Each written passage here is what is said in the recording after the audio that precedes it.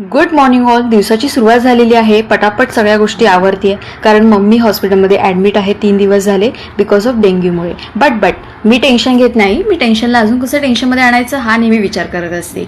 मी जर टेन्शनमध्ये राहिली तर मम्मी काय करणार, बरोबर ना. सो सगळं इकडे भांडी कपडे आज खूप गोष्टी होत्या, त्या सगळ्या क्लीन वगैरे करून किचन वगैरे आवरून स्प्रे वगैरे मारून सगळं नीट ठीकठाक करून मग आम्ही जातो आमचा स्वयंपाक करायला. बघा हा डीप क्लीन झाल्यानंतर किती भारी वाटतं आणि फ्रेश वाटतं. भावाने हे माझ्या पूर्ण भाजी वगैरे कटवून दिले, इतकं भारी वाटतं. आम्ही निघालो आता मम्मीकडे जाण्यासाठी पूर्ण टिफिन वगैरे रेडी करून. आता हा तुम्ही बघता एरिया तर आम्हाला पूर्ण वळून जावं लागणार कारण तिकडे मेट्रोचं काम सुरू आहे. फायनली पोहोचलो आपल्या हॉस्पिटलमध्ये.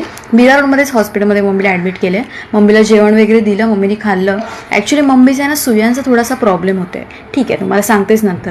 आम्ही थोडंसं आमच्या क्लासेसमध्ये गेलो, ते अटेंड करून झालं आणि घरी आल्यानंतर आहे ना मला अचानक मम्मीचा फोन आला की पायल लवकर ये म्हणून. कारण आहे ना मम्मीला खूप पेन होत होतं. ते लोक सुया लावून लावून हालत लिटरली खराब झाली होती आणि मम्मीची वेन ॲक्च्युली कुठे मिळत नव्हती. त्याच्यामुळे आम्ही खूप टेन्स होतो की कसं होणार, कधी वेन लागणार आणि कधी सगळ्या गोष्टी. आम्हाला बाहेर पाठवून हे लोक तिकडे आतमध्ये काय करत होते आय डोंट नो. कारण समोर पेशंटच्या रिलेटिव्हला ठेवतच नाही तिकडे.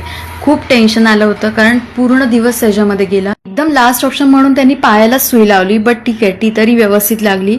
तर आजचा असा संपूर्ण व्हिडिओ होता. भेटूया नेक्स्ट व्हिडिओमध्ये. Bye bye, take care all.